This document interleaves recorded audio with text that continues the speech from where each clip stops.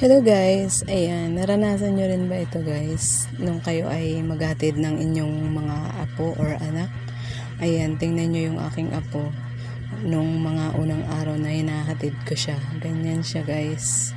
Siguro na lulungkot siya dahil wala yung iba niyang mga classmate nung nag-daycare siya. Tingnan nyo yung mukha, panoorin nyo guys hanggang huli. Kala mo nakakaawa.